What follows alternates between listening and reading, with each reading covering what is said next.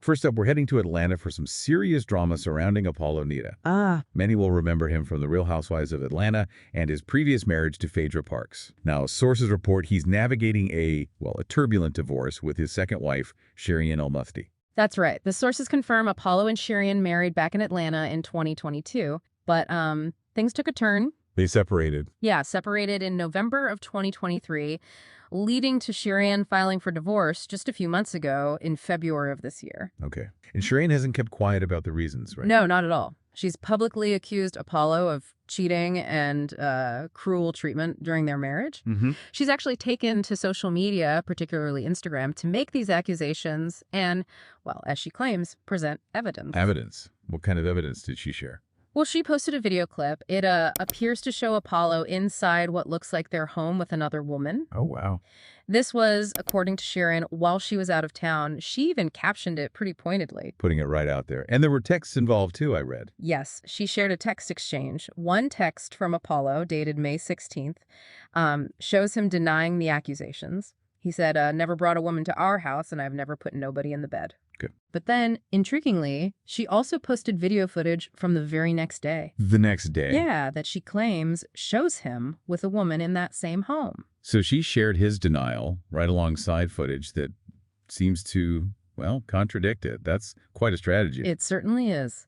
She also posted another text from Apollo where he, expresses regret, says he wants his family back, apologizes. Okay. Stating he isn't dealing with other women and wants to reconcile. And her response? Sherien's response to this, via a text overlay on her post, was sharp. She called him stupid, and basically declared his actions revealed his true character. And she's used some pretty strong language about his behavior publicly, hasn't she? She has. She went on to describe his behavior as narcissistic abuse, claiming he feeds on attention, admiration, and easy access. Wow. She also extended her criticism to the women allegedly involved, suggesting they aren't different from each other. This, public airing of the term narcissistic abuse is something we're seeing more often in these kinds of disputes played out in the media. Especially with public figures.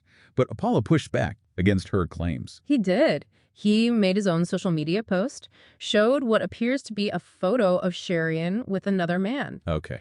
He alleged she was married during that instance and that the man was not him. He accused her of trying to make him look bad, trying to emasculate him and only presenting her side of the story.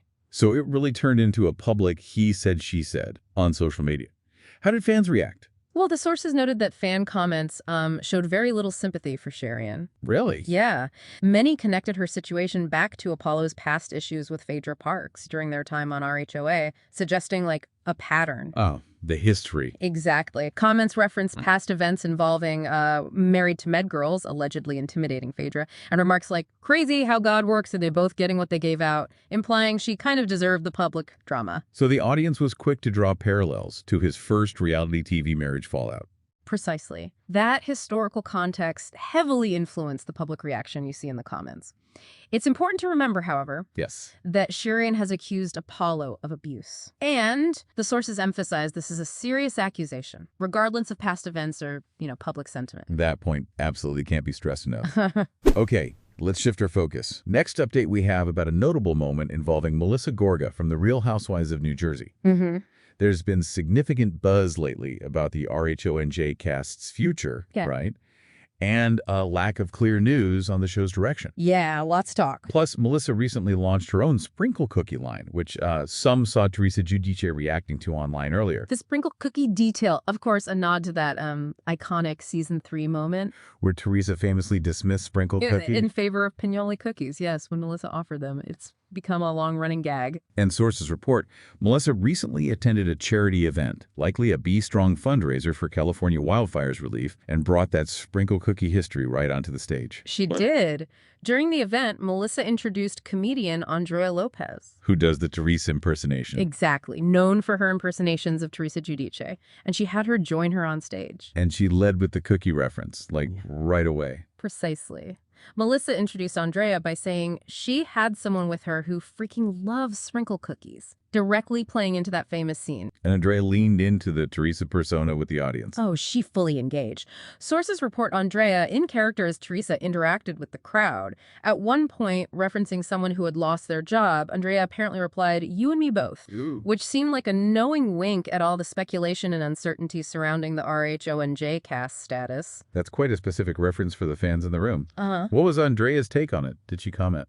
She did. Andrea later posted about it, shared a text overlay on a video. She confirmed it was Melissa's idea for the Teresa character to bring up the sprinkle cookies. And she called the interaction hilarious and unhinged in the best way. It sounds like a calculated move, maybe, referencing the show's history in a playful public setting. Seems like it.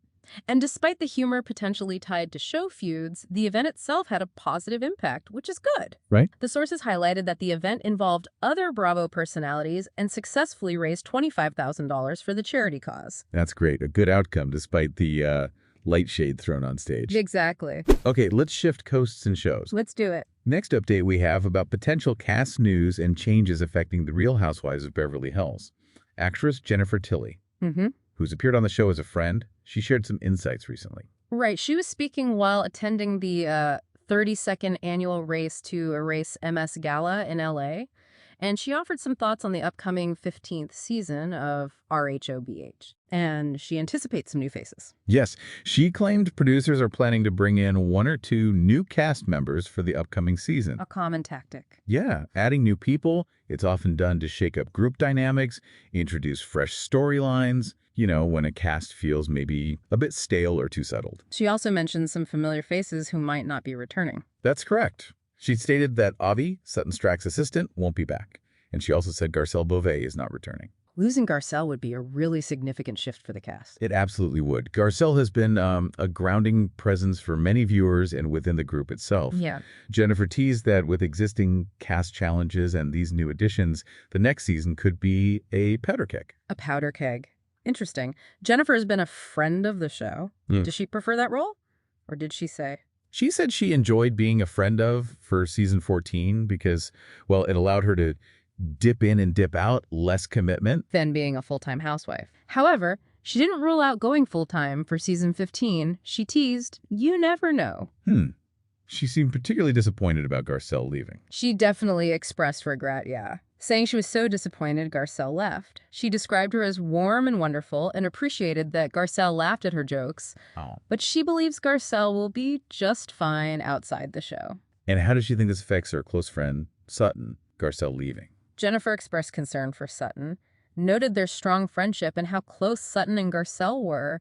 She thinks Garcelle's absence will make filming hard on Sutton. Yeah, I can imagine. Finding replacements must be quite a process. Did Jennifer get involved, like recommending anyone? He said she recommended a bunch of people for the show. Oh, good. She believes the producers have a good pool of potential cast members and hinted that whoever joins will be really fabulous, suggesting they might be looking for, women with big personalities, interesting lives. Makes sense. On the show itself, Jennifer's divorce settlement from her late ex-husband, Sam Simon. Right. The Simpsons co-creator. That became a topic in season 14. How did she feel about her finances being discussed like that?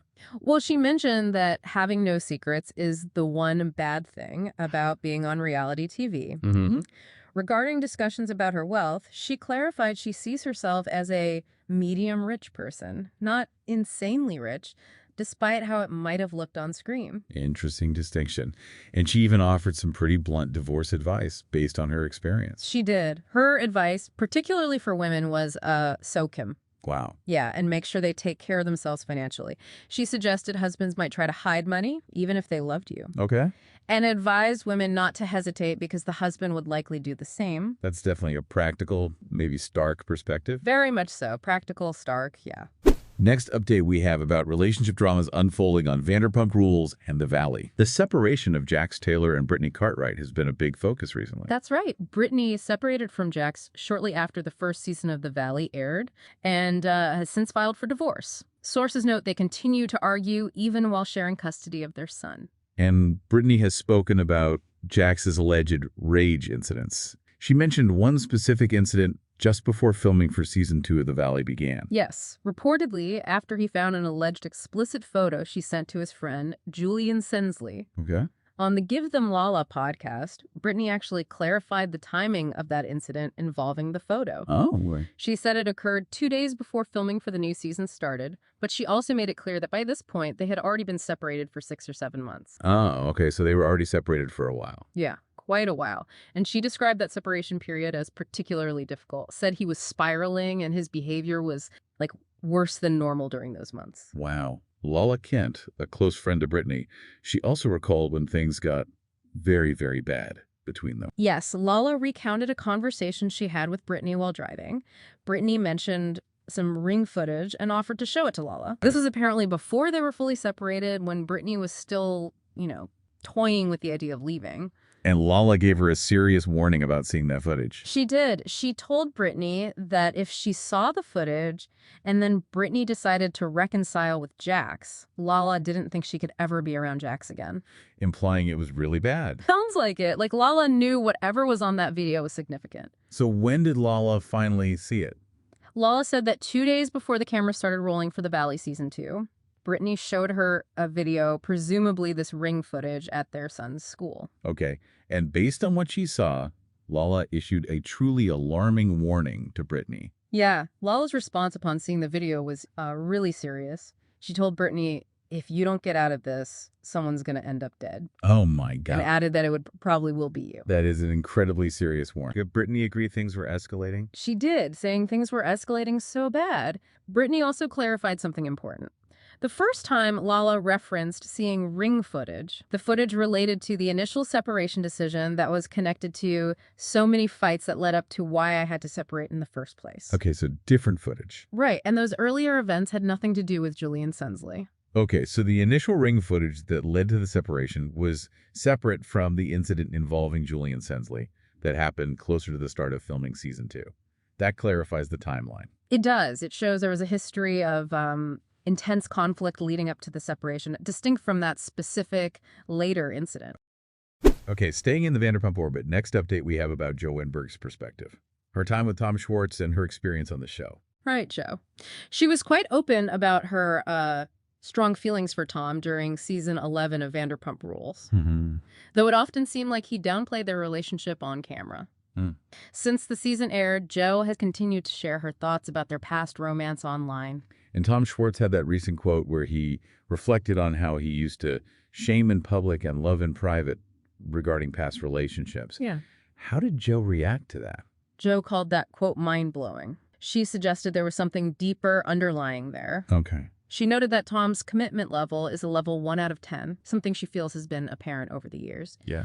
She felt blamed by his public posture because, in her view, she was loved behind the cameras and then not on camera, which she felt made her look delusional to viewers. Yeah, that makes sense. And it sounds like there's still distance between them, even off screen. Yes, she finds it so bizarre that Tom still has her blocked on her phone and Instagram, stating there's no reason for it.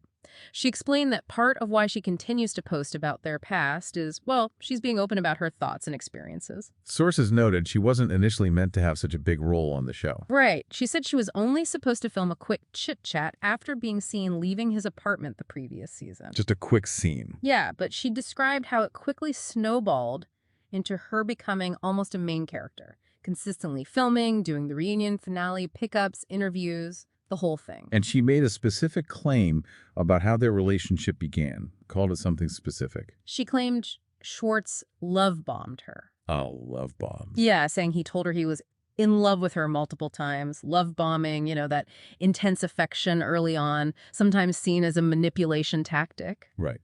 She also mentioned refusing to film a particular scene. She did. She hinted that a producer suggested she film a scene with Scheana Shay to discuss her relationship with Schwartz.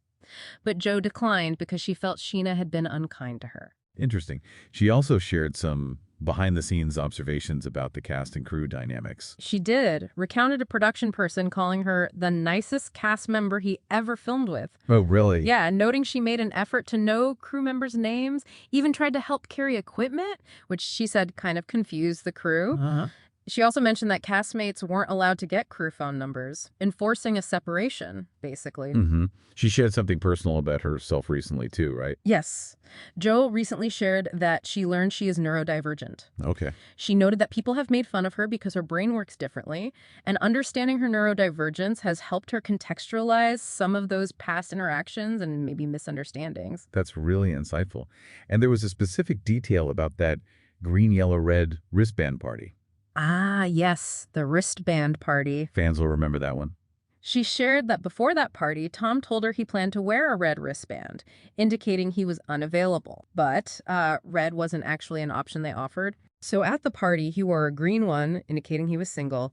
And then, according to Jo, he kissed a girl who was hired. Hired, implying she was, like, brought in for the show. That's what Jo implied, yeah. Questioning the authenticity of that moment. That's quite a claim. And what are her plans looking ahead? Is she done with reality TV? No, she's open to filming another reality show in the future, and also has aspirations to write a book. Okay. Next update we have about what's happening with a Summer House star, Paige DeSorbo. Paige. She's had a very public year, particularly with her relationship status. She has indeed. Navigating the end of the show season and a very public separation from Craig Conover. Yes, there's been significant fallout regarding their breakup. Paige accusing him of lying about details. Other Bravo stars expressing doubt about his version. Right. Adding to that, sources note he has since moved on relatively quickly, which, some observers feel is too soon. Their relationship and breakup definitely became a major talking point outside the show itself. For sure. In a recent interview, Paige answered some rapid-fire questions, including a lighthearted FMK game frack, marry, kill, related to a relationship with Craig. Oh, yeah. This ties back to Craig previously joking about marrying her at a future BravoCon. Right, which Paige had already shot down, saying she's not a convention center wedding type of person. Exactly. So her responses to the FMK game were killing the convention center, Okay. marry the ballroom, and f the beach. Clever. She was also asked about someone from Bravo whose contact number she wishes she had. Ooh, interesting. Who? She said she wished she had Andy Cohen's cell number, explained that they only communicate via DM, and she feels there are things she'd like to say that, go beyond Instagram chat. Gotcha. Moving to other Summer House cast members, was she asked about the criticism Jesse Solomon has received regarding his situation with Lexi Wood? Yes, and what she'd say to people upset with him. Her response was a very concise, "Have you ever talked to a man?" Speaks volumes about her view on maybe typical male behavior in relationships. Totally. Carl's crush, what did Paige say? She joked about it, basically. Said, "I think everyone in the house has a crush on Ciara. How could you not?" Just acknowledging Ciara's general appeal. Fair enough. Her friend Amanda Batula has reportedly expressed a desire to help set Paige and Ciara up. Is Paige open to Amanda's matchmaking? Paige appreciates Amanda thinking of her, apparently, but she doesn't see Amanda as the right matchmaker. Oh, why not? She said Amanda doesn't leave the house, doesn't know any men, and therefore probably would be the one to set her up. Okay, fair point maybe. What was the weirdest rumor she's heard about herself? She said the weirdest rumor was hearing a couple months ago that she was pregnant. Oh, yeah. Which she quickly denied. She quipped that she is a mother, but with my cat, though. If she ever ended up on The Real Housewives of New York, what would her dream tagline be, did she say? She did. Her dream RHONY tagline, "I once packed in a carry-on suitcase for a 3-week trip. I can do anything." That's perfect. A nod to her legendary packing skills and that confidence. That ability to fit everything into a carry-on is definitely part of her brand. Totally. Ariana Madix has publicly said she'd love to see Paige on RHONY. Yes, Paige called Ariana a queen for that comment. Thanked her for manifesting for me, calling Ariana a girl's girl. Nice support there. Paige also discussed potentially appearing on other reality shows like Love Island or The Traitors. Would she go on Love Island as a contestant? No, she said she wouldn't participate as a contestant, mostly because the contestants are usually around 21 and she'd feel like their aunt. Okay, yeah. However, she said she'd love to host a challenge, maybe do something with Ariana related to the show, or just visit the house. She added she wouldn't stir the pot with the younger cast. Yeah, but she'd want the gossip. Exactly. She'd want all the tea, prefers a spectator or host role focused on the drama. Got it. And what about the physically demanding show, The Traitors? Paige believes she is so competitive, thinks she'd crush Traitors when it comes to the gameplay, the strategy, Right. But she has zero interest in doing the challenges. Finds the idea of waking up for a scavenger hunt and running in a field totally unappealing. So she's into the social game, not the physical stuff. Clearly. She knows her strengths and weaknesses when it comes to these reality competitions. Sounds like it. Finally, when can fans catch her on screen next? Fans can see Paige on the Summer House reunion. Part 1 is scheduled for May 28th, and Part 2 for June 4th. Okay, so there you have it. A snapshot of the latest developments straight from the sources. So if you want to keep up with all this, make sure you subscribe to Real Tea TV. Yeah, and hit that bell icon. You don't want to miss our next breakdown. Thank you for watching this video. See you tomorrow.